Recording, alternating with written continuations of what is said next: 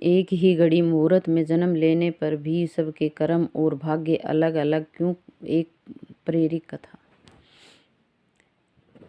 एक बार एक राजा ने विद्वान ज्योतिषियों की सभा बुलाकर प्रश्न किया। मेरी जन्म पत्रिका के अनुसार मेरा राजा बनने का योग था। मैं राजा बना, किंतु उसी घड़ी मुहूर्त में अनेक जातकों ने जन्म लिया होगा जो राजा नहीं बन सके, क्यों? इसका क्या कारण है? राजा के इस प्रश्न से सब निरुत्तर हो गए। अचानक एक वृद्ध खड़े हुए बोले, महाराज, आपको यहाँ से कुछ दूर घने जंगल में एक महात्मा मिलेंगे, उनसे आपको उत्तर मिल सकता है। राजा ने घोर जंगल में जाकर देखा कि एक महात्मा आग के ढेर के पास बैठकर अंगार गर्मा-गर्म कोयला खाने में व्यस्त है।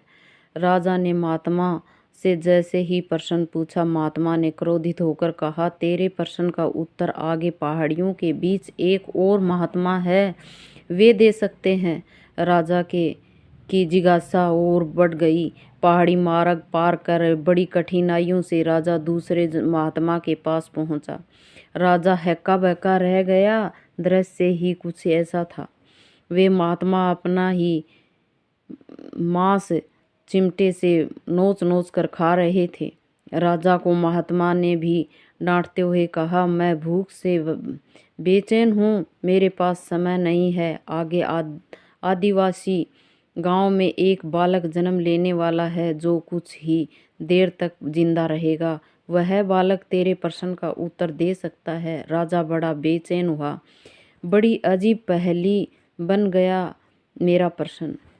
उत्सुकता प्रबल थी। राजा पुनः कठिन मार्ग पार कर उस गांव में पहुंचा। गांव में उस दंपत्ति के घर पहुंचकर सारी बात कही। जैसे ही बच्चा पैदा हुआ, दंपत्ति ने नाल सहित बालक राजा के सम्मुख उपस्थित किया। राजा को देखते ही बालक हंसते हुए बोलने लगा, राजन, मेरे पास भी समय नहीं है, किंतु अपना उत्तर सुन लो। तुम, मैं और दोनों महात्मा 7 जन्म पहले चारों भाई राजकुमार थे। एक बार शिकार खेलते खेलते हम जंगल में 3 दिन तक भूखे प्यासे भटकते रहे। अचानक हम चारों भाइयों को आटे की एक पोटली मिली। हमने उसकी 4 बाटी सेकी। अपनी अपनी बाटी लेकर खाने बैठे ही थे कि भूख प्यास से तड़पते हुए एक महात्मा वहां आ गए। अंगार खाने वाले भैया से उन्होंने कहा, बेटा, मैं 10 दिन से भूखा हूँ, अपनी बाटी में से मुझे भी कुछ दे दो। मुझ पर दया करो, जिससे मेरा भी जीवन बच जाए। इतना सुनते ही भैया गुस्से से भड़क उठे और बोले, तुम्हें दे दूंगा तो मैं क्या खाऊंगा? आग! चलो भागो यहाँ से। वे महात्मा फिर मांस खाने वाले भैया के निकट आए।